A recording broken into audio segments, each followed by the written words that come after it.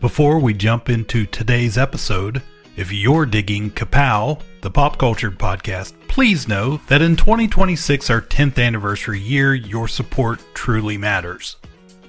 Join us on Patreon at patreon.com/udamwithkpp. Memberships start at just $1 a month and help us bring you even more KPP.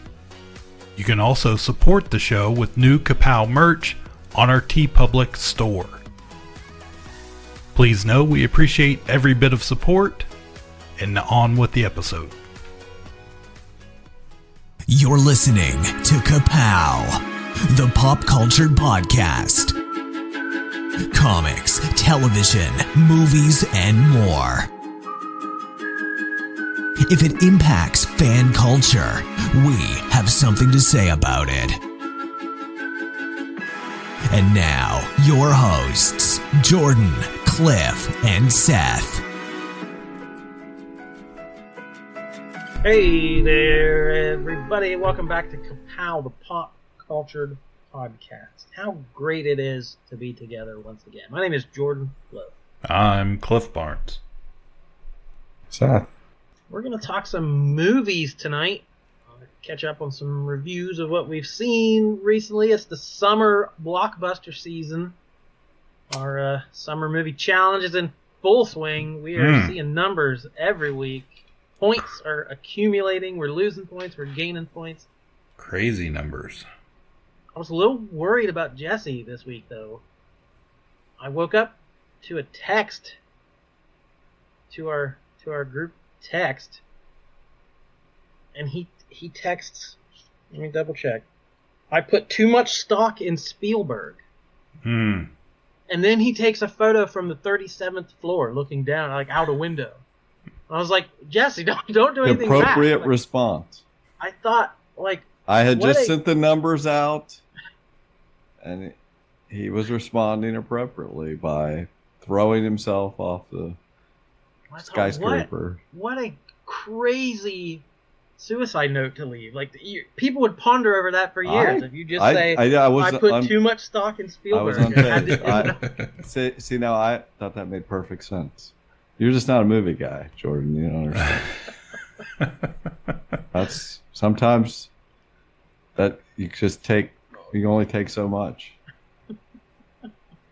But we did a wellness check. Jesse is okay. Yeah. He pulled a Nirvana, the band that showed the movie. I won't tell you what that is, but he survived. All right. So yeah, we're well into the summer movie season. I don't know that any of us are going to have a perfect score. We're not going to hit those points like Seth scored last year, but we're doing all right. We had some good predictions, so we'll keep you up to date. We're all good. I predict we all lose this year. This will be, after setting record numbers last year, I believe we will set record low numbers this year.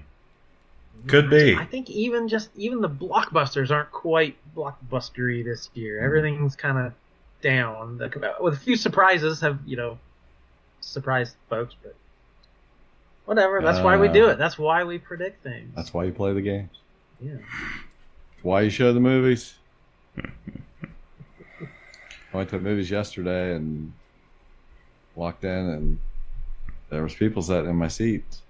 Oh, man. Here we go. It was pretty packed too. Like, I mean, there was going to be empty seats somewhere for me, but of course I want the ones I was the first person to get tickets, as always, so these were the first two perfectly picked seats that I'd gotten, and there was a couple just freaking popcorn everywhere. We weren't even, there was like maybe one preview had been shown, and it was just, they had popcorn all over themselves, all over the floor, everywhere. Just, it's like, what the hell? They were claiming their territory. I walked in and looked down at them like disgustedly, just like from my ivory 37th floor, and I was like, I was like, those are our seats. So let's wrap this up. They're like, well, those people are in our seats. I was like, that's your problem. That sounds like a you problem. Yeah, exactly. So they started arguing with those other people till they got them to move. They should have just walked over and dumped their popcorn on them. Yeah. Oh, I did like stare at them as I was brushing popcorn out of the seat. It's so funny. I've taken a little issue with our local theater. In their they really We're not in the position to be taking issues with local theater. I get that. So let's keep it. Here. I had a Facebook memory pop up. Oh. Of me writing a letter to Odyssey Theaters when they first switched over to Odyssey about the Green Lantern midnight screening. You're the problem. Yeah. Because they had made us wait in line in the lobby till quarter after, and then the screen was blank for 20 minutes. They left the lights on in our theater for 20 minutes into the movie. I was like, you didn't start your midnight movie till 12:40. This is highly, yeah. So yeah, sorry. Harbor Freight would have started it on time. Yeah, ever since they really burnt me with the He-Man sippers. Yeah. Oh, and the lack of sippers in the theater that were available. And then I don't want to jump ahead, but Father's Day. You have a sipper? No. Oh, because the moment had passed. Oh, I don't even want it. No, absolutely not. They ruined my fun time, or at least attempted to. Oh, you were going to sip for 2 hours and 20 minutes. So, Father's Day, we had decided we were going to, us and the kids were going to go see Toy Story 5, right? Right. Fun family outing. And Cooper had texted me, I don't know, previous to this. And he was showing interest in the Buzz Lightyear popcorn bucket. It was a little popcorn bucket, and it had the little whooshy helmet, and it had the wings and whatever. And he was like, "Oh, this is pretty cool." Whatever, Okay, cool. So we're going to see the movie. We get up there in the theater, and of course, you know how they have their merch all out front now. You have to walk through it. And he's like, not a Toy Story 5 popcorn bucket, a sipper, nothing to be found. It's opening weekend, and he was disappointed in it. I was like, well, that, I can obviously relate to that. So as we're walking through, I'm like, what the hell? Why do we have Supergirl popcorn buckets and Lobo popcorn buckets out already? This movie isn't coming out for a week. Well, now you're watching for it. Yeah. What if somebody was right. in it waiting till the day? Right, exactly. Oh, right. So, Cooper had told me as we're walking by this stuff, he said, I called the theater to see if they'd have those buckets. And I was like, oh, samesies. Russ was calling for 2 weeks about the sippers, and you saw what good that did for us. So, anyways, he was disappointed he didn't get his popcorn bucket. And they had the Supergirl, all they had was Supergirl stuff, and I'm like, this movie doesn't come out. So I was stewing about it for a few days. So I was like, you know what? I'm just going to send an email. Oh boy, just going to send him an email, just let him know what a disappointment.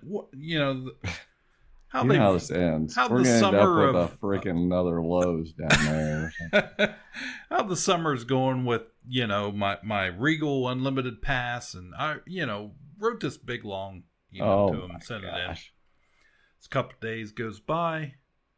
I finally I got a response, and I'm like, okay, see the email pop up. I'm like, okay, let's see what they're what other gripes did you have besides the sipper? Well, just was out a day early. It's mostly Sipper related. Yeah. It's mostly Sipper. Yeah. But I mean, there's a few tangents here and there, but the gist of it. We really I was like, I'm really having trouble figuring out what this email was it was about. just like, hey, this was supposed to be part of our experience. We were looking forward to it. And you have a lot of history of your life with Motu and stuff. Right. I've waited 40 years to watch for this movie to come what out. I thought, yeah. Wanted the sword. Yeah. We were going to, child. Yeah, exactly. I had my own Tonto. That whole thing. So anyways, I write this big long thing and send it in. They replied to me, and I'm like, oh, let's see what they have to say for themselves. I said, sir, this is a Harbor Freight. I thought, no. I thought, well, surely they're going to care a little bit about this. And nope, they did not give a shit in their reply. Nothing was offered. No, just, we're sorry.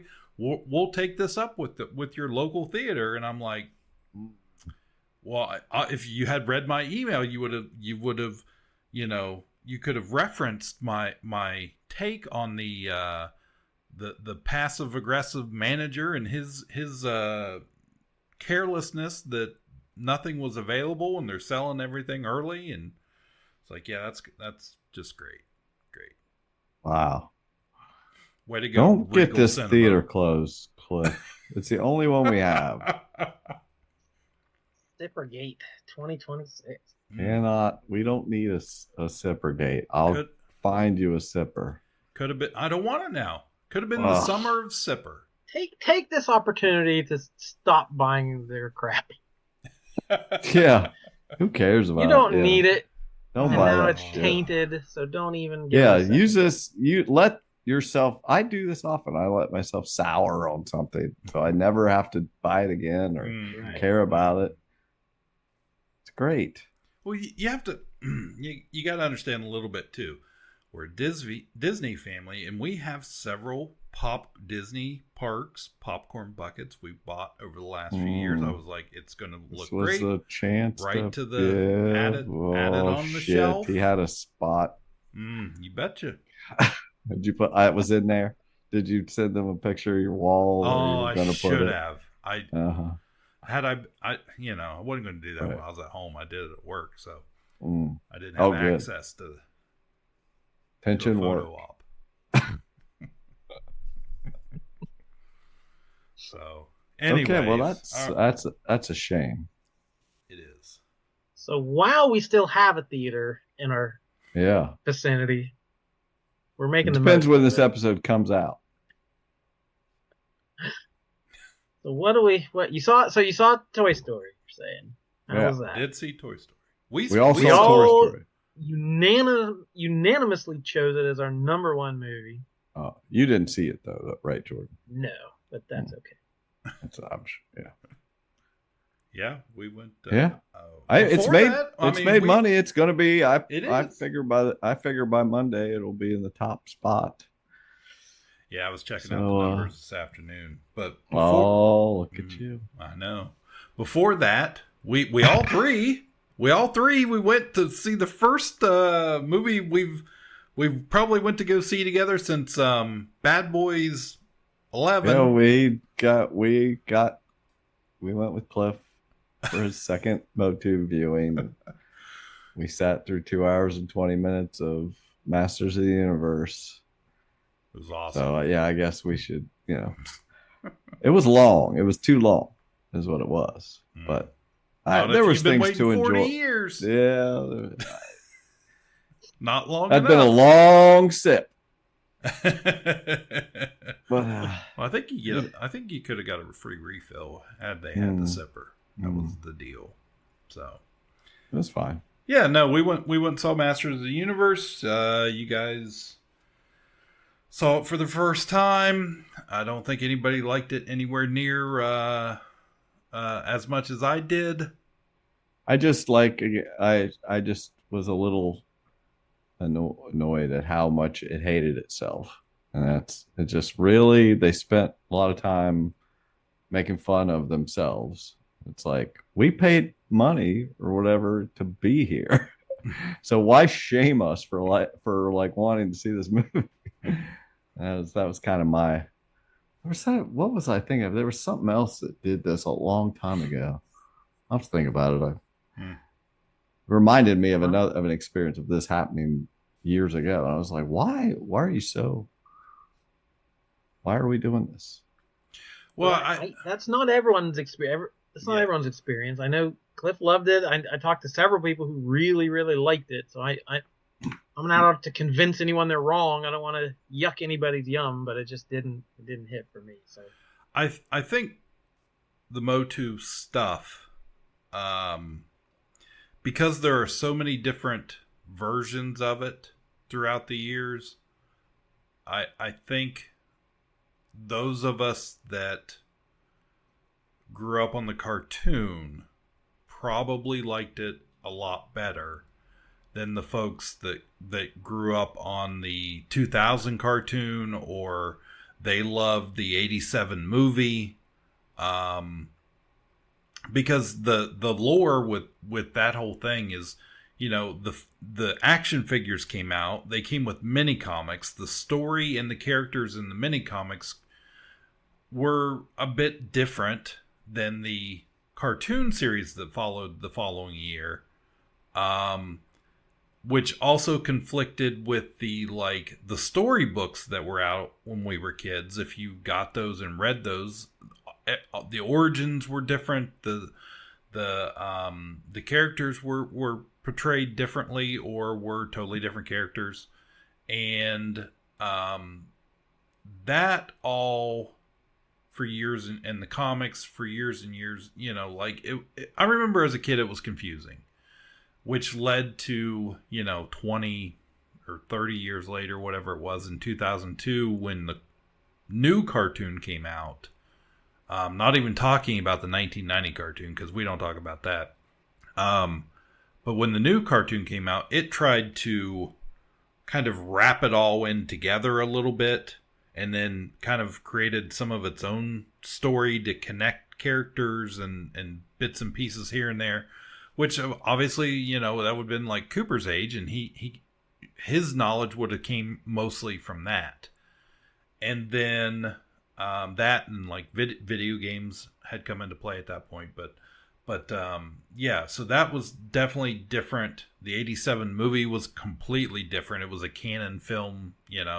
I never liked the 87 movie. I know people love it because they think it's good because it's bad. I just didn't like it because it was a disappointment. That was the disappointment for me. I wanted the cartoon in 87 and got this very ultra serious sci-fi thing that it was, traveling to Earth because we can't afford for the expensive special effects and Eternia planet sets and all of that, to the point where they ran out of movie, couldn't finish the movie until later on, and then just kind of had to do some fuzzy lighting for the final battle. A different actor was Skeletor. It's terrible. And then to this, fast forward to this thing, and it's a throwback to the cartoon, and it's silly and campy, and that's what a lot of us wanted because that's what we grew up with. So I get why some people don't like it. I get why other people absolutely loved it. And, it hasn't made a lot of, but it's done great in merchandise and action figures sales and all of that stuff, to the point where they're talking about making another one. So cross my fingers. Maybe more people it'll be a hit on streaming services, and people will, maybe go see a number 2 if it comes out. So saw one reviewer kind of nailed it perfectly for me. It was said, of course you're going to like it. The story is about a kid who grew up, had a magical childhood, and now he's stuck as an adult in an office in a boring gray world, and he gets the chance to go back and have fun with all his friends from when he was a kid. It's like, right. we want to we miss the 80s, and all our toys, and this is giving us a chance. If you had the chance to chuck it all and go back to the 80s and live in that fantasy land, of course you're gonna love it. Absolutely. So I don't know that that's healthy.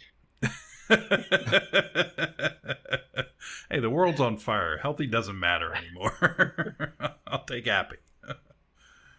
So yeah, I've got that similar gripe of, I had most of the toy. I had tons of the toys. I read the comics, like I watched the cartoon. I just never kept up with it. It wasn't super precious to me, so I got the references. I recognized the characters. Like, hey, there's that thing. But it just had this tone to it where, like, I haven't looked too deeply into it, but I know the director has talked about being a fan and doing it for the fans and getting it right for the people who love the property. But it's like, did they though? Like, they didn't go full. Like, it didn't need to be serious R-rated Game of Thrones, like dark fantasy. It definitely didn't need to be that. But it didn't really need to be the ultra campy, like Barbie, like it's so phony and so. The first scene is like, that seems like what the fans would want, right? The first battle is like very seriously taken. It seems like, you know what I mean? Like, Man at Arms is, against what's his face, and I'm like, oh, this seems like what's his face sounds like an actual He-Man. Right. I'm just like, oh, this is like this. Yeah. This is the serious type tone. Like, I was never a He-Man guy. He was just another Thundar to me. But I did watch the Kevin Smith stuff in the last few years, and so I started to know who. Like, I know what's his face. And so I've seen some of this. So I was kind of surprised how many characters I recognized, and like, I would have never known Tila before, or even that, before the Kevin Smith stuff. Because I thought those were pretty good, but they were like played seriously. And then the beginning of the movie was like that too. I was like, oh, okay. And then they did not really do that anymore. Well, the funny thing is, when those Netflix, the series came out, everybody hated them. Everybody shit on those because they're too serious. They're not the old cartoon. How dare you have a woman, in the lead? Everybody hated them. And like, the contrast between that Evelyn and the Evelyn we got in this movie is laughable. Like, Evelyn was like serious in the cartoons. That's the only one I even knew, right? It was like she had in the story. Netflix series, the new stuff. Yeah.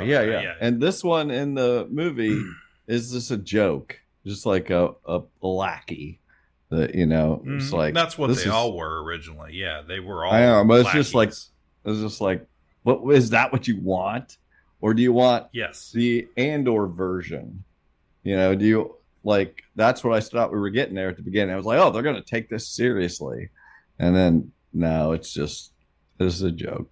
Well, I mean, it had jokey parts in it because that's what the cartoon was. I mean, it had lessons. And it had a lot. Oh, it had a lot of campy stuff. Yeah, I mean, Skeletor was constantly, he was that was the love for the characters. He was always, you bumbling boob, and making fun of his evil warriors, and they were always, they were idiots and easily defeated every time. They never were any real threat, more or less, in the cartoon. I guess I just think it was not consistently doing anything. It was just kind of all over the place. I don't want to trash it. It was totally watchable, and the fans of that seemed to love it. So I'm fine with it. I'm glad people went and saw it and enjoyed it. Great soundtrack. Love the music in it.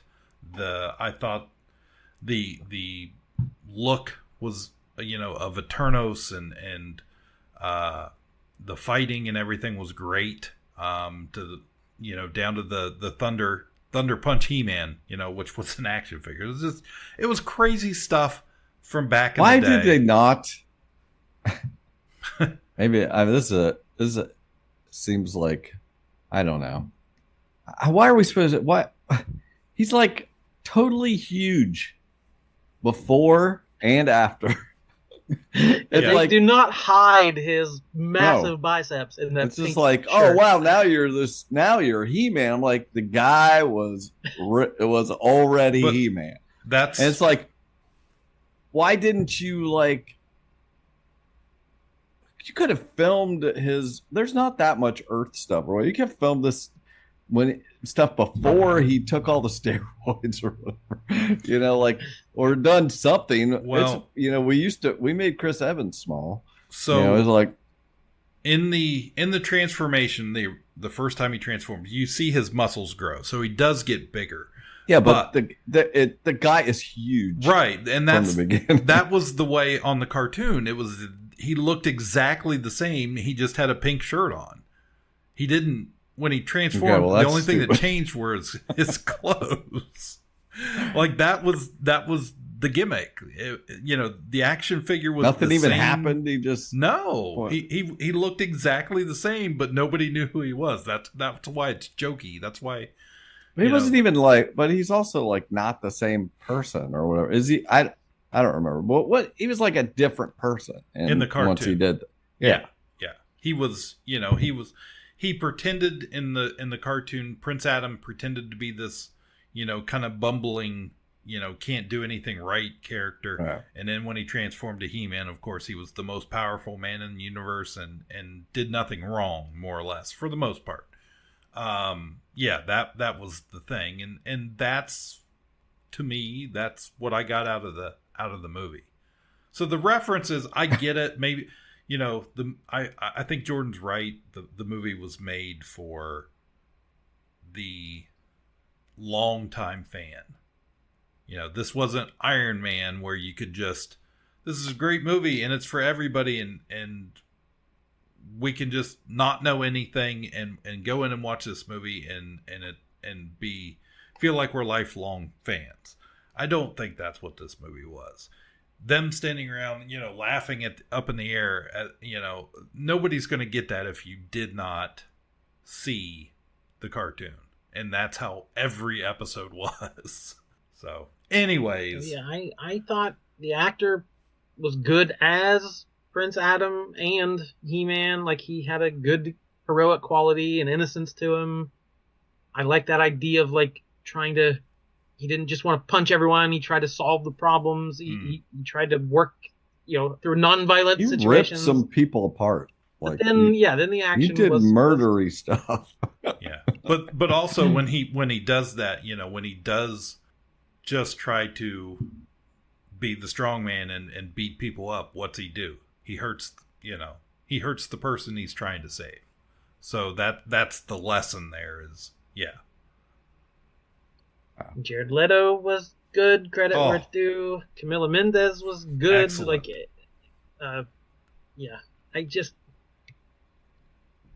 I've always, since I was a kid, I'd never understood the catchphrase, "By the power of Grayskull, I have the power." Like, that's not a great. That sounds like something was lost in translation. Yeah.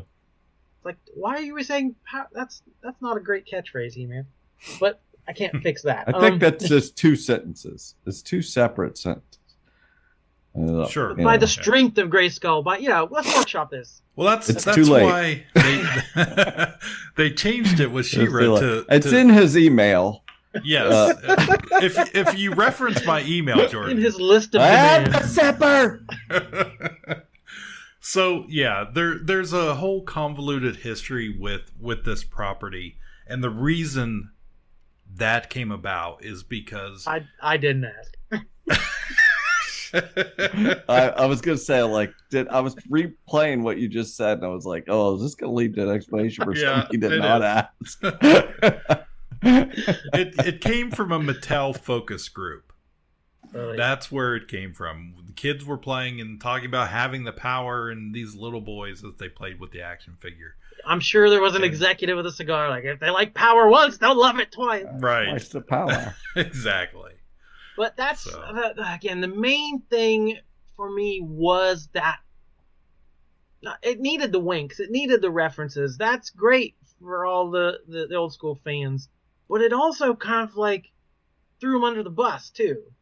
Because it made so many jokes about how dumb this was. how ridiculous you are for even being into this. And like the worst was he goes to the comic shop, and it's like that's how they're viewing us. Everyone in that store is a ultra nerdy weirdo. What, they're into swords? What freaks? And it's like mocking them horribly. It's like, that's your audience, man. What are you doing? And then they like, yeah, okay, obviously it needs a joke. There's a character named Fisto. You have to make a joke about that. But they did it like 8 times. There were half a dozen Fisto jokes. It's like, stop it. At some point, make him cool. Have him do something cool. Yeah. Like all of a sudden, like have him do something that there ain't gonna be any more Fisto jokes. Like he's gonna do the coolest Fisto thing. Yeah, it got like halfway there for me, and then it just like it was too timid to like go all in or to let it be what it is. And that's what the fans love about it. Is you've said yourself that it's very silly, and the characters are so over the top, and it mixes every genre. There's robots and lasers and swords and fantasy. Like it's everything to everybody. And it was like, sorry, don't mean to be. Like he just kept like pumping the brakes. It's like, no, go drive off the cliff, see what happens. Yeah, it's definitely not. And I've seen some of the most famous, the biggest Motu fans. They will tell you it's not a perfect movie. But we're damn sure happy that it got made the way it did. They could have just went and did the whole story on Eternia straight out. None of the Earth stuff. I get the Earth stuff. I know the history with his mom and that, and how they work that in. That the normal person is not going to understand or get any of that. It's not a perfect movie, but I think ultimately some folks like myself are always going to compare it to that 1987 experience that was terrible. And it's a major upgrade from that. And I'll take that any day over what we've been given, over the past few years. I like the Kevin Smith stuff. I like it too. And I think that's what I say. It's a weird property. It's had too many hands in the cookie jar over the years trying to make their own version of it, because there isn't a set in stone canon from Jump Street on this property from 1981. It's always been different, and people had different ideas, and it's different things to them. So we've spent a lot of time talking about this movie tonight. I'll just say, getting it out. Yeah, I enjoyed it. I'm so happy I got to see it twice. Sure, I'll watch it a bunch of times on streaming down the road, and always be happy. If this is the only one we get, then hey, I sure enjoyed it. They can't take it away from you now, unless they can because you only own it digitally. Brothers. You won't own a physical thing, so they can take it from you. I'm not buying a zipper. I'm not buying a DVD. But I definitely can't play it anyway. I definitely get rooting for this, as even a mildly successful movie leads to merchandise, more toys, a new cartoon series, a new video game. Like it brings it back into the pop, consciousness, and that can't be bad. For sure. Tons of comics. There's lots of comic books coming out at the moment. Before we get off that subject, I had already told Cliff this, but my favorite cartoon was always the Dungeons and Dragons 80s cartoon, and recently I have them on DVD, but I've never got around to watching them all. And so D&D channel, the YouTube channel, has been posting them in the last couple months, just all the episodes, and so they're all on there. So I've been watching them as they put them out. Finished the series, and which first up is not good. Like it's so funny. Like I know the feeling I had at the time watching it. How like I D&D was so new to me. I was starting to play it, and I loved the weapons, the cool weapons they had, and I was like, this is gonna be like, yeah, I just love the idea of that, going to that other world, and the adventure and all that stuff. And so it was my ultimate cartoon at the time. But man, it really is very repetitive. There's only 27 episodes, and I think, and they're just like the same thing over and over. Every episode, they almost make it back to the amusement park, and they, it's just every gimmick that's in it is in every episode, and it's like, geez, the Ralph Malph Cavalier guy is by far has the most screen time. He is just like on and on, and he's just a whiner the whole time. It's just like, gosh, it was tedious to get through. There was occasionally an episode that was taken more seriously, and I was like, oh wow, this is, there's a couple standouts or whatever, but it could have been better.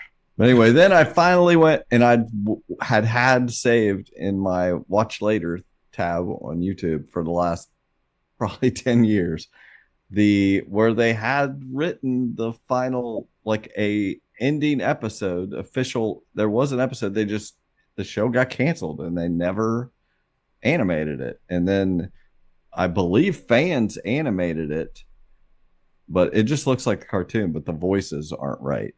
And I watched it, and it like gives you an ending that has to, an ending for the bad guy, Avenger, and what that has to do with Dungeon Master, and how they go home, what they're gonna do with the unicorn, because they can't take the unicorn back. And it's just like, and it has a I was glad of the experience of rewatching the whole thing and getting to finally watch that episode. I had never watched it, and I was like, oh, okay, so now I have closure. So want everybody to know, if you were a fan of that, the episodes are on the Dungeons & Dragons YouTube page right now. You can watch them all. They look fine. It's not unwatchable. If you were a fan, you can get through them, and there's a story, and they tie it up with the a fan version. It's not that you can just search on YouTube and get some closure, see how it ends. Finally, how do they get back? What happens? Pretty good.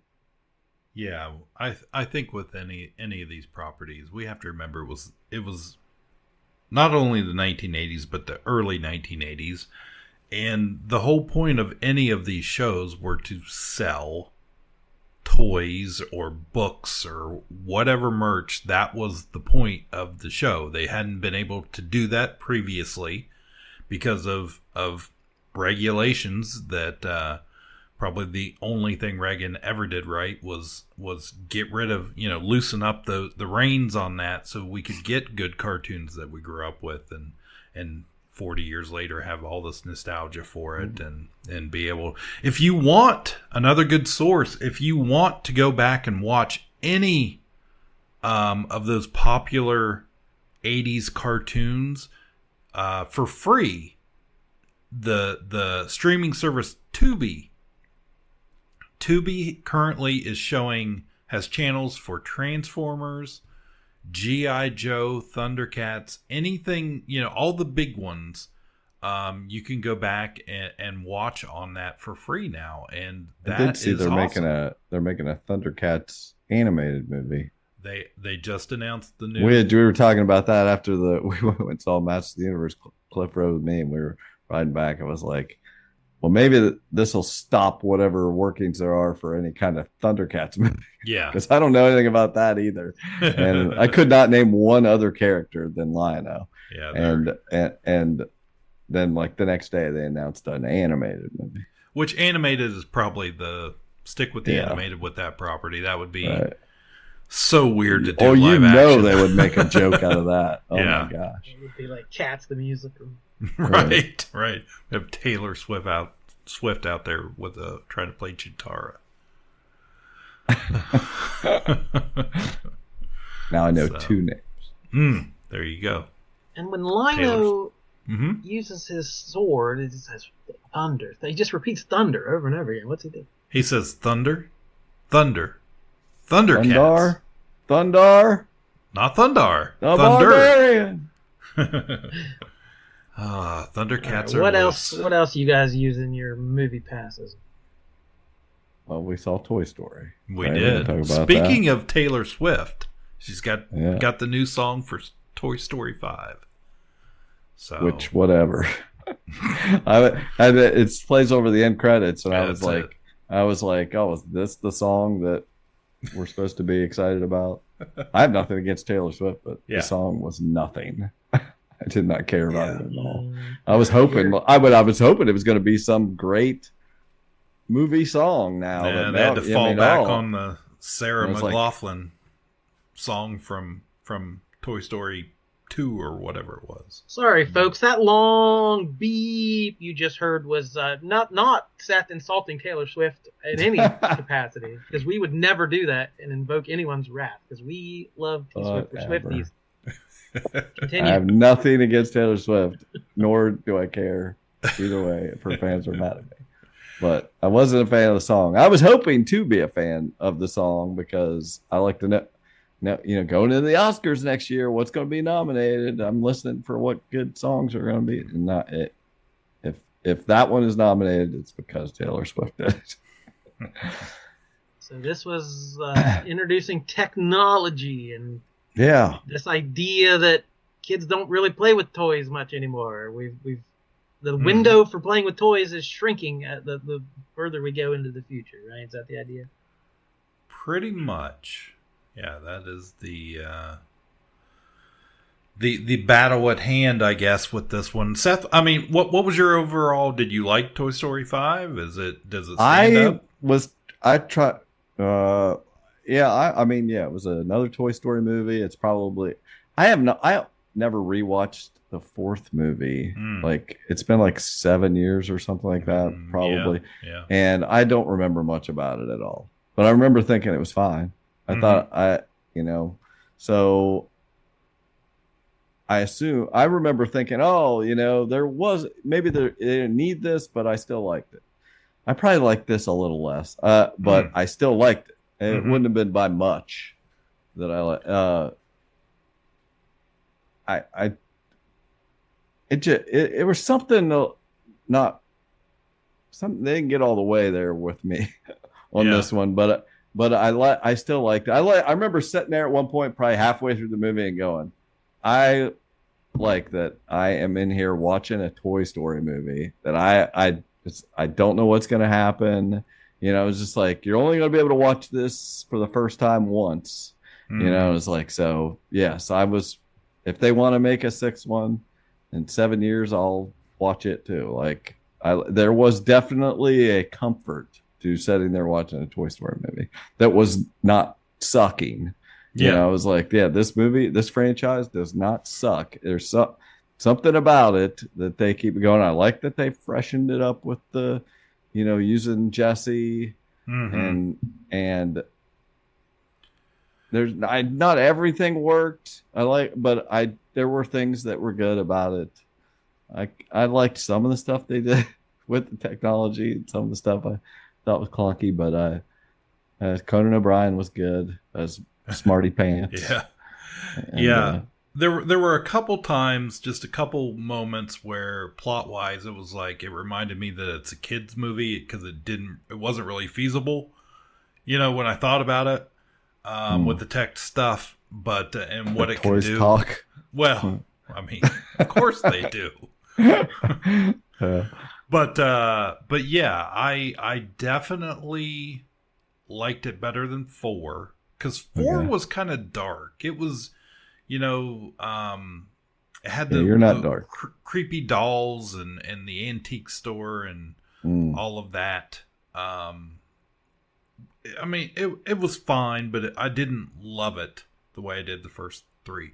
This one was definitely a step.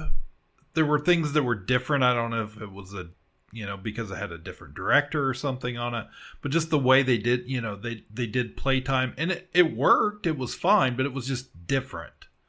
And on how they went, Yeah, that was a good thing though. The playtime, like showing, the tech things what playtime was supposed to be like. That was a good idea. Yeah. And you know, I mean, basically one of the machines tries to jump off the 37th floor. Like if the leapfrog might as well have said, Spielberg, you just freaking you didn't do it this time. You know, it was just like I was like, that was kind of dark, but yeah, it was good. There was a weird thing, like the whole freaking Buzz Lightyear storyline is like, what are we even doing? It's like, okay, you just didn't have enough story. Yep. So we're gonna do this. I feel like they're almost. I mean, like, what? I know they're not like interested in leaving Tim Allen out of anything. But it's like, I feel like they're almost catering to him. Like, what did he need to have such a big part in this for? And it was just like, I don't know. It's a lot of that seemed unnecessary, but it wasn't terrible at the same time. It was weird that like Bo Peep and Duke Kaboom and a lot of the old characters like barely show their faces in this movie. They're like, hey, we're in this movie, but we're leaving. Bye. Yeah. Well, and obviously some of the voices have changed because people have passed away from the original cast. Because I mean that first generation Toy Story cast is all bangers. So you know that's going to be tough to replace. It's always going to sound a little funny. But yeah, like Mrs. Potato Head in the background, she never says a word. From the last movie, the Key and Peele, the duck, the carnival toys that are stuck together, they don't really say a word because those two guys won't work together anymore. And like, you know, there's just, even when Slinky Dog talks, I'm like, yeah, it doesn't sound, it's not Jim Varney. It doesn't sound right. So yeah. So those things I didn't get. notice any of that. No. I was just like, well, whatever. Everybody sounded fine. We've been rewatching the movies also, so they're fresh, in my head. And I've always had a problem with Woody or Buzz's catchphrase, like to infinity and beyond. Like you can't go beyond. It's infinite. You can't. What are they doing? They need to rewrite It's a I have the power situation. Yeah. All over again. Yeah. No. And there's just like a million Buzzes in this movie. They have a new and improved Buzz. Well, right. And he's kind of a creep also in this movie. Like they could have solved this. Yeah, I was really irritated and expecting throughout for Jessie to like see something in the story that in her, she's like the star and she's doing all the stuff, and that was great. But there was she was supposed to learn something in there that made her think, oh, I miss Buzz for this, or I miss Buzz for that, or something to be. There was nothing. She never needed that guy. No, and not at all. And the whole movie, he is like simping for her, like, and I'm just like, leave this girl alone. It's like she doesn't give a crap about you. She wants the horse. I'm not even sure she's into Starlight Command. Yeah, that's. I don't know. It was good. It was a Toy Story movie. I enjoyed it. I like I said, Conan O'Brien was good. He had some good lines. He was like a early type of technology. He was like the help. It was a simple, motivating learning how to use the toilet tool. Mr. Smarty Pants. Press 1 for pee. Press 2 for poop. Yeah, that type of thing. It's just like he couldn't do much, and but he was learning about, he'd been stuck in the drawer or whatever, like a lot of past technology. So that was a good idea. I liked all the old junk, stuff nobody used anymore. That Gen 1 toy technology from when our kids were super little and babies. Yeah, which I thought that was kind of how I was when I first heard the plot, I was like, oh, leapfrog, cutting edge technology, right? But it actually is supposed to come off like that, like it's more of an, it's iPad type. It's not You would think, but there was definitely you weren't watching movies on this thing, which was what it was more of a social media. Yeah. Type playing crappy games, which really probably what Leapfrog is, but it is. Yeah. But I don't know. It just. Yeah. This was obviously they're going to do another one. If the first three are the Andy trilogy, this is the Bonnie trilogy. But there was a lot of stuff I really did like. I'm surprised the age difference in those girls. Mm-hmm. It seemed that was of all the stuff. Toys talking. Everything. Those two kids playing together was the least believable thing I could freaking find from this movie. Bonnie's like 4, 5, probably 5. Yeah. 5. And the other girl's like almost a teenager. They said 9.5, but she looked. Right. But geez, I can't. No, I am. The kids I'm around are like 9. Mm. They're not playing. They're not going out of their way to play with a 5-year-old. Sure. Anyway, that's a big age difference. Yeah. Whatever. Yeah, I don't know. I would have guessed around 5 or 6 for Bonnie, but I'm not sure exactly how old she's supposed to be in this movie. She needs to grow up because she acts like a baby. She does. It was a bad look for Bonnie. A lot of this movie. But the overall message, I think hit home. My daughter definitely liked it. She felt no. No, what? She didn't like it. Toy Story 5? Let me check this out. She gave it a 2.5 out of 5. Really? And she normally gives 4.5s and 5s. Every movie she sees is her favorite movie ever. Yeah, typically. This was not it. She said it's time to end this one. Did she really? Yes. That's funny.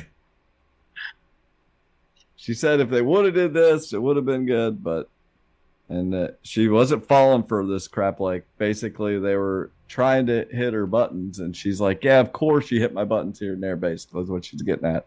But that was I was easy prey. But it's time to freaking end it. And she gave it a 2.5. That's not good. So just saying. I was riveted. Wow. I was like, what? 2.5? I gave it a 3.5. She doesn't want to be manipulated. I think she felt she was watching the movie and she could see the strings. Obviously. Yeah, so she was like, they were "You're coming trying to for manipulate me." Yeah, I don't think she didn't fall for the Taylor Swift song either. But no, she wasn't brave enough not to the song. I think she liked the other song better. Yeah, she did say she wished there was a different song, kind of. Yeah. So don't attack Carly, but she also didn't like the song. There you go, Jordan. Now you don't have to see it. I haven't seen 3 or 4 or 5. Oh, You've never seen Toy Story 3? That's kind of shocking. 3? That was not on your list of shame. Oh, yeah, I guess it should have been on there. That would have been very relevant. Yes.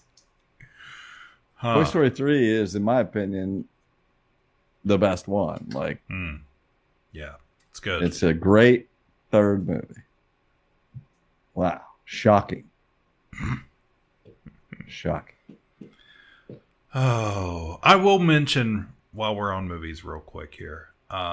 Very brief, but if you get the chance, I may have told you guys, but if you all out there get the chance to, and you like documentaries, to watch the new Martin Short documentary. I almost watched it today. Oh, instead, man. Instead I started. I thought Cliff watched this and liked it. I bet I'll usually watch stuff like that, and I've had it on my watch list. And then I saw that Sheep Detectives was on Prime, and you were so hyped on Sheep Detectives. So I started that. Yeah, I watched about 45 minutes of it and then slept. and I didn't watch it anymore. Yeah, I was like, it's fine. This one's called Marty. Life is Short is the name of it, and I was just like, we like Martin Short. You know, he was in that movie Captain Ron that I love so much. That's got Kurt Russell. Is that Kurt Yeah, Russell? yeah. But I watched this thing and I was like, titular. I was like, I don't know Martin Short at all. Who is this guy, this superstar that knows everybody in Hollywood and all the, he's a big wig and having these big fancy parties and out of his lake house. And it was really good. I really enjoyed it. I haven't watched it, but I did like the line from the trailer where I think Steve Martin was talking. He was just like, if you're having a party and Martin Short's coming and he cancels, you cancel the party. Yeah. Yeah, it was really wonderful. It's a feel good documentary. I want to watch it. I like Martin Short a lot. Definitely recommend. All right. Next on the list, we're going to talk Supergirl, big DC Comics release. 2 of us have seen it. It just came out this weekend as we were recording, so we're going to be spoiler free on this one. Just keep it a little bit vague, but we did want to talk about it. They still can't find one I haven't seen. Good luck, guys. So I wanted to talk a minute about the controversy. What controversy would that be? Well, there's always a controversy. So a girl was in a movie. Yeah. Yep. So I hate even giving oxygen to this stupid stuff, but it is so ridiculous, so stupid, so transparent, so blatant. I had to at least mention it because it fits a pattern. So let's expose the pattern. So she did a interview with Vanity Fair. That's 2 different magazines. Vanity Fair. Vanity Fair is usually, if you think about it, Vanity Fair is usually more credible. Variety is crap. That's the Riverdale version, Variety Fair. That's true. So yeah, she talked to Vanity Fair like when she was first cast early on, because she had been in the Game of Thrones spinoff. So that's a demanding fandom. So they asked her, being part of that universe, did that prepare you for the inevitable backlash you'll face? They asked her ahead of time. We know there's going to be a backlash. Are you prepared for it? And she said, quote, it definitely made me aware that simply existing as a woman in that space is something that people comment on. We have become very comfortable having this weird ownership of women's bodies, unquote. So immediately people decided that was a good thing to comment on. That her commenting, saying she knew people were going to comment on her, immediately raised a bunch of comments. So there was already the backlash had begun. So then later she did an interview with Variety and they brought up, you said something super obvious that no one could ever argue it. What happened? And she says, quote, I didn't even say men. I said people. And they got so angry. I was like, you're proving my point. You're proving my point. I guess women know that this is just how it's always been, unfortunately. And it's from a lot of people whose profiles have no photo, who are burner accounts, or someone's name and then dad of 4, Christian, which is hilarious to me. Oh, boy. Ha, she laughs. So immediately, she's insulting Christians. She doesn't want men to see this movie. We can't even have an opinion if we're different from her. That whole thing. When it was so obvious what she was saying. And she was like, she's a very jokey. See, I've seen a couple of interviews with her. She seems like she has a good sense of humor. She's always sort of not taking herself very seriously. She's not the method actor that's, ultra, serious. So she's saying the first thing was like, yeah, I know I'm going to be attacked before they ever come. The second one was who's doing it. It's bots and anonymous people who aren't putting their names to this thing. And so many of them claim to be dads who have daughters and think, still treat girls that way. Or they claim to be Christian, which is supposed to be the peace and love and acceptance of everyone. So she was commenting on, hypocrisy and how crazy it is that she knew it was coming and she knew who it was coming from. She was ready for it.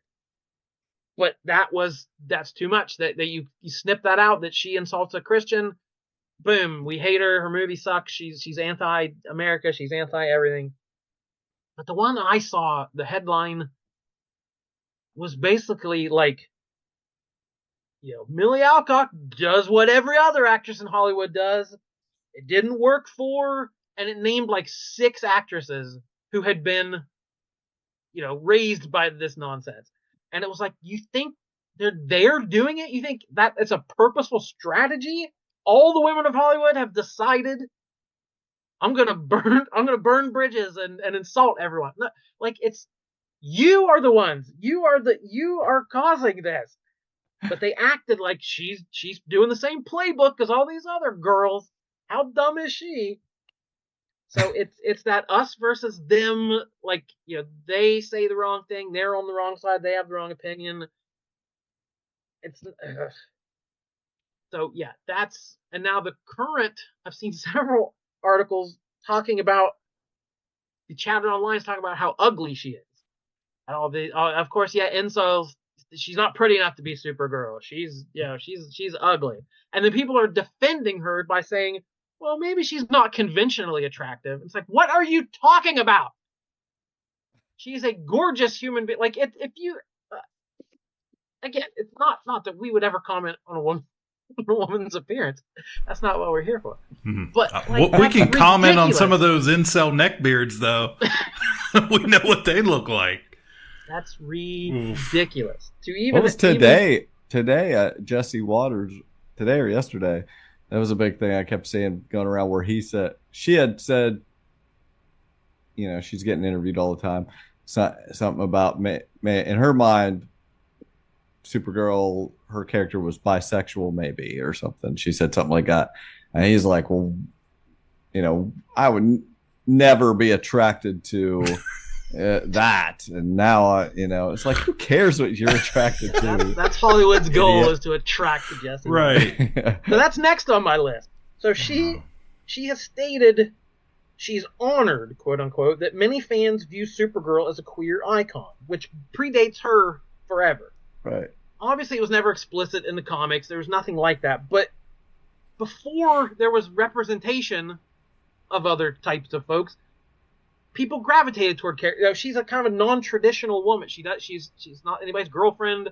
She's not a homemaker. Like, she was a strong, independent girl living on her own, alienated, lost her, separated from her family. Like, that was coded in a way that people could latch onto that and identify with that. And you can be a gay icon without being a gay character. Like, that you just attract fans in that way. So that's always had some attachment to the Supergirl character. So the host at Queerly Radio asked whether she had explored her character's supposed queerness in preparing for the role. And here is her ultra crazy left-wing response. She didn't. It wasn't. Quote, but in honor of Pride Month, as I'm getting all these questions, I don't know. I think that what makes this film beautiful is that it's not centered around a man. It's not centered around love at all. I don't really know. I don't know. She probably goes both ways. So that's Jesse Waters saying, look, she's calling her gay. Like, she is equivocating, like, I have no idea, but sure. It's off the cuff, like, I never even thought about it, but maybe. And it's fine if it is, or if it does, or if you think it, I'm not saying it is, but if you think it, that's great. Right. But it was a completely off the cuff remark that has now, like, oh, she's, she hates straight people now, I'm sure. So it's a way to validate why you're cheering failure. Like, that people want this movie to fail, and they're finding reasons for it, whether it's Zack Snyder fans, misogynists, whatever the reason. There are people who just want it to fail, and she's a good target as any. So stop having opinions and talking. I guess. Yeah. So those are the controversies. To me, it's absolutely nothing, but it goes back a long time in these types of movies of just finding some excuse, something that anyone said in any context, ignoring any context, and just having to make a mountain out of a molehill.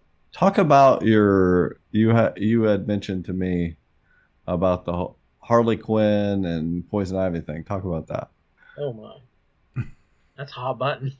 Well, because like when you said that, I'd been thinking about that, and where normally I would have assumed that guys would think of them as real, also, but when when you get into it, they're just the characters, and that's what these guys don't want to see a real life interpretation of these fictional characters. They just want what they think the fictional character is, and anyone trying to become that is going to be not good enough. Yeah, anything flesh and blood has like a will of their own, right? Desires of their own. Yeah. Do you have a will of your own? Is the only question that they could possibly answer correctly. If they no. Now, I had just thought not too long ago of the big argument in anything in Hollywood where we change a race, we change a gender, we swap ethnicities, we swap religion, whatever. There's an argument about that. And it's not because I'm racist, but ... stay true to the character. Don't change my childhood. Like there's always an argument that's not I'm bad and I have bad feelings. You better have a pink shirt on. Stay true to the character. That's all we care about. Make up a new gay character if you want a gay character. So in the last several years, they have turned Harley Quinn and Poison Ivy in DC are partners. They're together. Every June there's Pride Month comics. They are front and center. They're on the front of the poster. They're on all the covers. Harley and Ivy. It's like the #1 same-sex couple in comics right now. And people are generally cool with it. I've never heard anyone complain about it. Of course, it hasn't been put on screen yet, which might do a whole new thing. That's never mind. But that's, to me, that's the #1 argument against the core of the character. What are their core characters? Harley Quinn was created as the Joker's girlfriend. The Joker's love interest as a female. Poison Ivy's character for 50 years was the femme fatale. She used her pheromones to seduce guys and used her sexiness to get her way and her feminine wiles. Her whole character was based on being attracted to men and vice versa.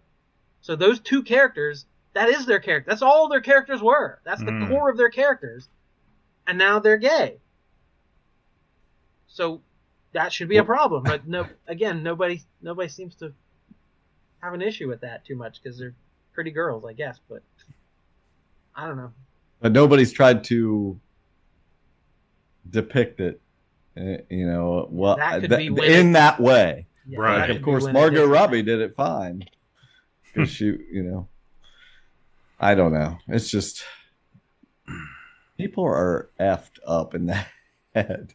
Well, so my goal of all this is to just recognize this stuff. It is blatant.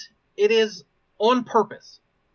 There are people and entities, and not a big conspiracy theory, but like there are people who want, like I said, they want this to fail, and they write these articles, they share it to these bots, and like it gains traction, and then it gets picked up by Fox News or it gets picked up by Jesse Waters, and they just mention it, and then it becomes a mainstream thing where this crazy girl saying stupid stuff. The same way they did with Brie Larson before Ms. Marvel and Brie Larson. It's like I had no issue with anything she said, but that's the accepted wisdom now, is that she said some stupid stuff and should have kept her trap shut. Like that's not what this is. It is a concentrated effort to bring these people down for whatever purpose, whatever it is behind it. So just stop just taking it at face value and repeating it. Just realize what's happening, and you can see through it pretty easily, and just not share it, not talk about it, not put it on your podcast for half an hour. Yeah. Well, luckily no one listens. Right, nobody listens anyways. It that reminded me a little bit, just because it's fresh in my mind, but not comic related. But I watch a lot of YouTube, and currently every YouTube video I click on, I am bombarded with. You can block those. We live in Ohio. You can block those. there's a current Just click the thing. there's a current governor election coming up. We have a candidate, Vivek Ramaswamy, is running against Dr. Amy Acton, and every ad that comes up now is his ad. Radical liberal Amy Acton will ate your grandparents, and she wants to, use the gay frogs to make your kids queer, and just this ridiculous stuff. And I'm like, who believes any of this bullshit? Like, it's so terrible. First of all, just in production, I mean, it's ridiculous. It's cartoonish. And it's like, are your brains so smooth and soft that you're just absorbing this as truth? Whatever they tell you in their deep manly voice, you will believe and spew through the neighborhood. It's just so disheartening when I have a wife, I have a daughter, I have a mother, these are people. They can think on their own. They can do stuff. It's 2026. My God. Ugh. It's so weird that people who love pop culture so much, their media literacy is so bad.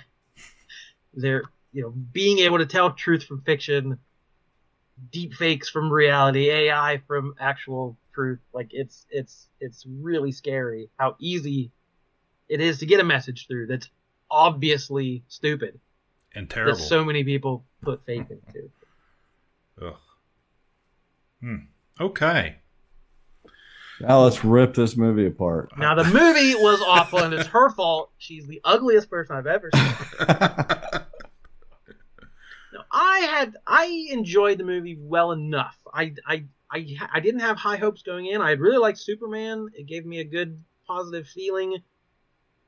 I wasn't sure about her character and the cameo in that. Like, I didn't know if we needed a whole movie of her stumbling around being mean and drunk. Can I say, if I had a top 10 movie pet peeves, it would be people pretending to be drunk, because it must be super hard to do because so many people suck at it. And like, it's so cringy to me to watch actors try to act drunk poorly. But I thought she was great as Supergirl. I thought the actors were good. I thought the characters were good. I thought the story was fine.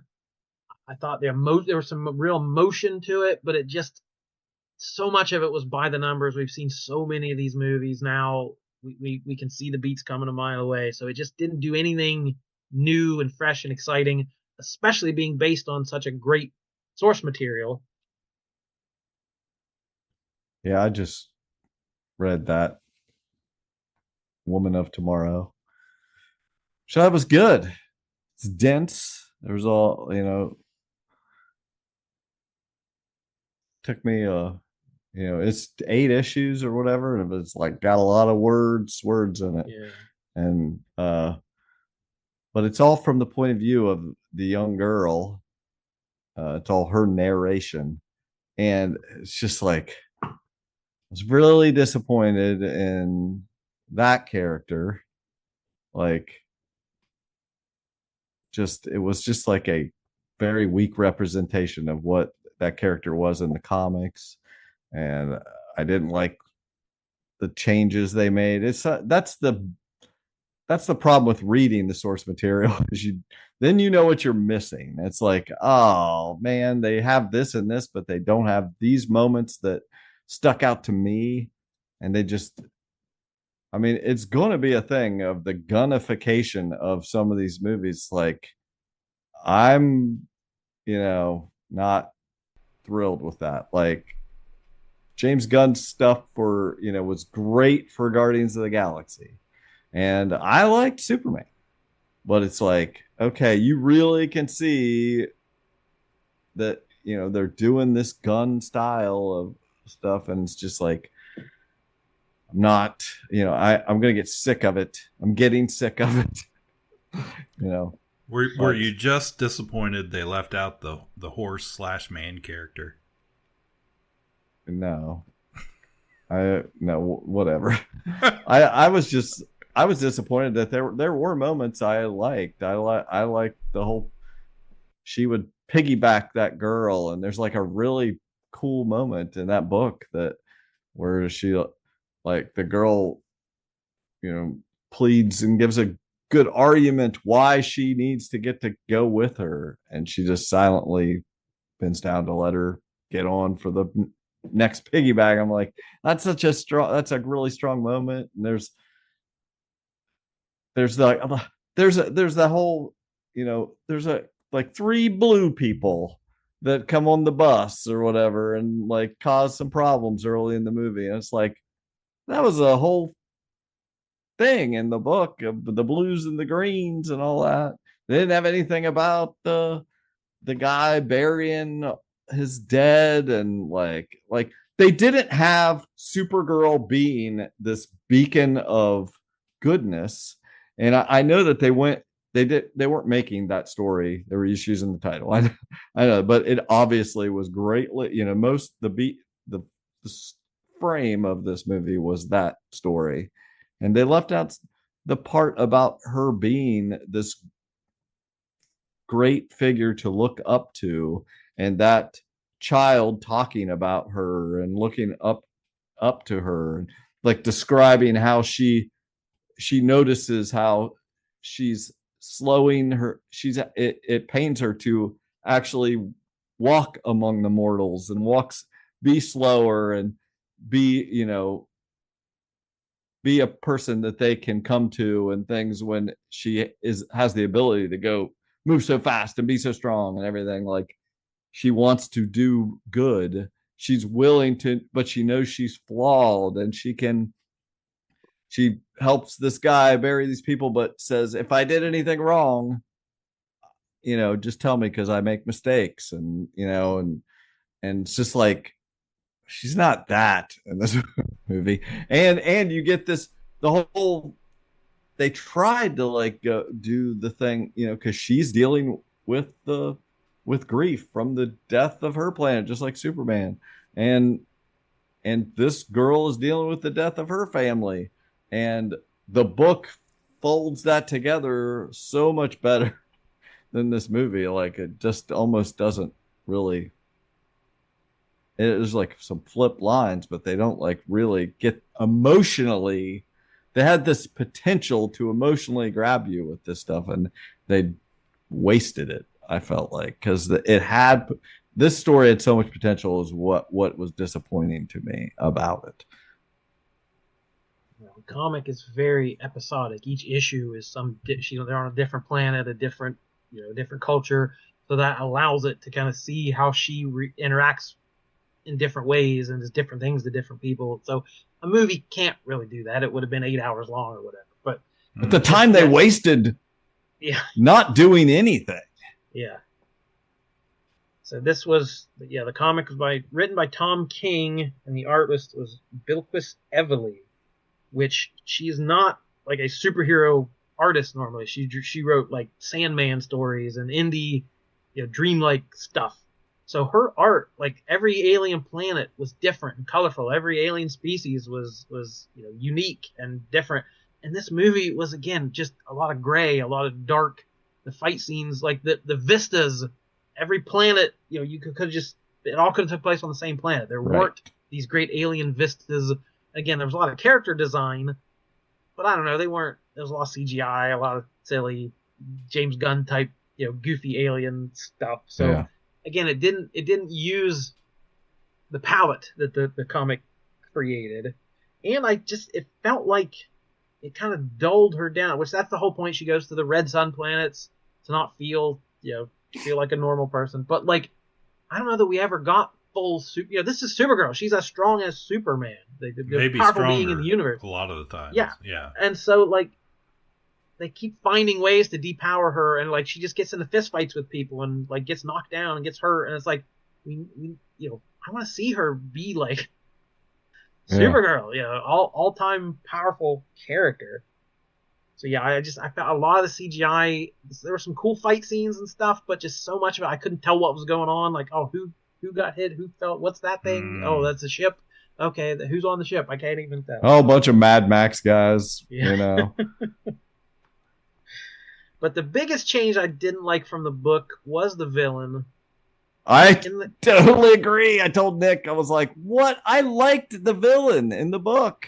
In the comic, he's a nobody. He's not. The movie makes him the ultimate, leader of the bad guys, the most powerful villain in the universe that everyone fears.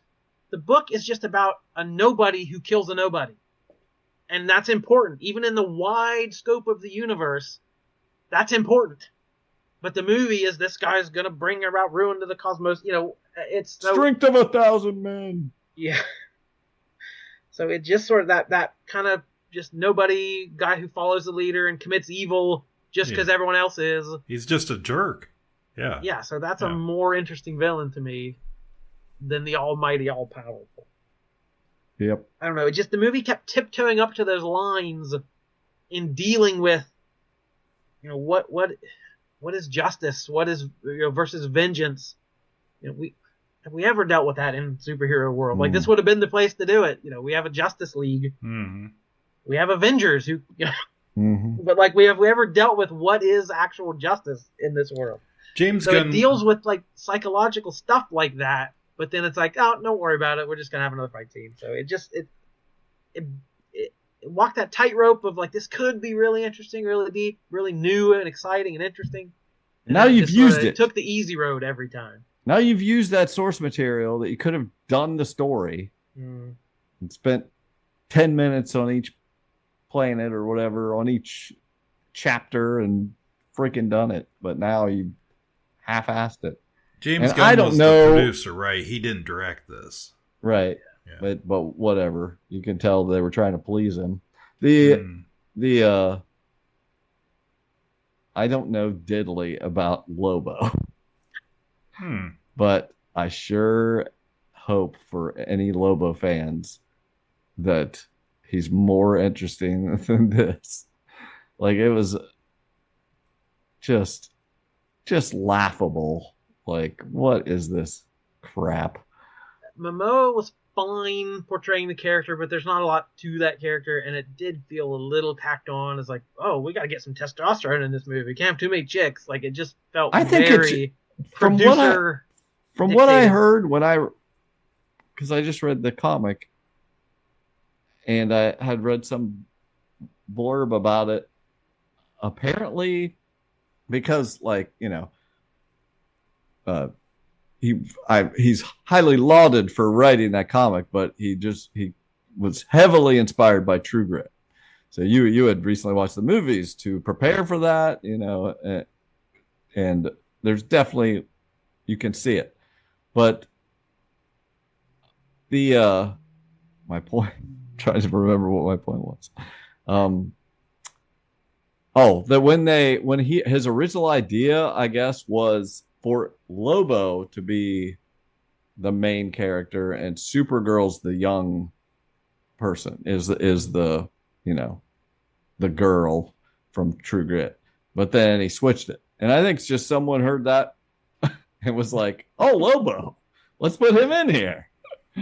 So it's like, it doesn't even, his like, I'm like watching from the distance and just being like, yeah, or whatever. Like, I was just like, oh my God, come on. What are we watching? It's nice to hear that there isn't much more to the character. Okay, that makes a lot of sense. He was created as a parody of that over-the-top, ultra-violent 80s type vigilante monster, bounty hunter, cool leather jacket guy. Yeah, he's a bounty hunter from he is awesome. He's nearly immortal from a species that are gone because he killed them all. It's super macho. Well, okay, well that's what he was. Vest and biker. You'll dude. love him. Mm-hmm. He had a pink thing on. He was he was. I'm just kidding. I mean, he probably was exactly what he's supposed to be, and I'm sure that's what I would think Lobo would look like. I was just hoping there was like something I'm missing. Well, here. I can't imagine in this movie they would be able to get into the later Lobo stuff with the religion and the fish god and all that stuff. No. So yeah, he's supposed to be getting his own R-rated movie, Lobo movie. So please, yeah, he'll get to have all the fun he wants. All right. The only other thing was I think I lost count of how many times she was almost down and out, but the yellow sun, we gotta get to the yellow sun, and every time I heard the Popeye theme song, because she would spring up and be like, I'm powerful again. It's like, this is such a Popeye. Yeah, I liked how they threw that in. Like, I did just read the thing, but it was just like, it's the green sun. I don't remember it being a yellow sun, was it also, or anything? It was just supposed to be a mix of just the sunset. And and it was just the sunset, and it's something that she needed the water and stuff. And I don't really understand that either, but they didn't explain it much in the comic or whatever. But there wasn't just wait for the yellow sun to come up. There was not that. I was like, come on. Whatever. I thought it was good enough. She was good. Potential there, and again, this is the origin story. This is her dealing with her stuff. And becoming more part of the DC universe, and I could see her coming back and now she more can interesting story. Yeah, but now she's, and they're gonna say that this was her deal with it. And yeah, she can come back to Metropolis and be fine. Yeah, okay, if you say so. All right, there we go. There's some movies. Summer movies. It's happening. We're enjoying it. We're in the midst of this. Really worried about this one. I don't know how much. Let me see. We'll look at the thing here. How much did it make so far? I haven't heard anything. Yeah, I know it was projected to be a little disappointing. Yeah, it's not clocking on my list. So we will see. Yeah, Toy Story is already in first place. It is Friday night, a week into its. Which gains us all the exact same amount of points. Yes. Yep. It's only after 1 week it's at 227 million. It let's see. Yeah, Spider-Man I'm wondering about. Odyssey's going to do well. Not that, I think it's going to do better than I thought.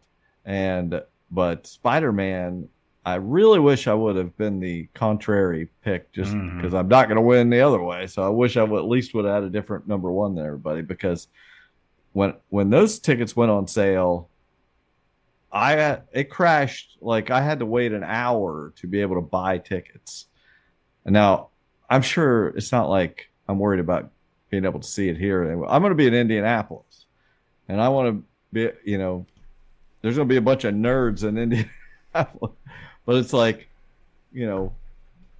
worldwide, people were trying to get on Fandango, buy tickets for Spider-Man. Hype up the Spider-Man movie after you trash the DC stuff. Because it's going to be good. It looks good. It'll actually be good. But I want to be able to see it while I'm in Indianapolis. So I was like, oh crap, this is taking me an hour to buy tickets. Is this going to make bank? Yeah, the whole reason I picked Toy Story is because I thought you guys wouldn't. I thought for sure you all would pick Spider-Man, so I was like, well, I'll give it a shot in the dark and pick Toy Story. After really? See, I just feel like we're all in the zone now of kids movie is going to do it, and that's the ultimate kids movie as far as I'm concerned. After Lilo and Stitch won last year, how is Toy Story bigger than Lilo and Stitch? How is it not going to kill? I just thought it's so obvious. But Deadpool did so, Deadpool versus Wolverine, or whatever it was, Deadpool and Wolverine, whatever it was, did so much money that I thought, yeah, but it couldn't beat Inside Out. Oh, it didn't beat Inside Out that year? Oh, okay. Inside Out 2. I'm just glad none of us put too much stock in Spielberg. Yeah. That would have been a mistake. That's true. Rip. Jesse. All right, thanks everybody. There's some movies for you. I hope you enjoyed that. We'll be back soon by the Ka-Pow of pop culture. We are Ka-Pow, the power podcast of power, and my name is Jordan Lowe. Cliff Barnes. I'm Seth. Goodbye forever. Thanks for listening to Ka-Pow, the pop culture podcast. The best way to support the show is by joining our Patreon at patreon.com/udownwithkpp. Catch every episode on Apple Podcasts, Spotify, Podbean, or wherever you listen. And check us out online at podbean.com. Stay connected with us on YouTube and TikTok for extra content, or send us an email anytime at kapowthepopculturepodcast@gmail.com. All sounds, clips, and media played are the property of their copyright holders. All original content is the property of Ka-Pow, the Pop Cultured Podcast. We'll be back soon with more fun, more laughs, and more pop culture. But until then, ask everybody you know. You down with KPP?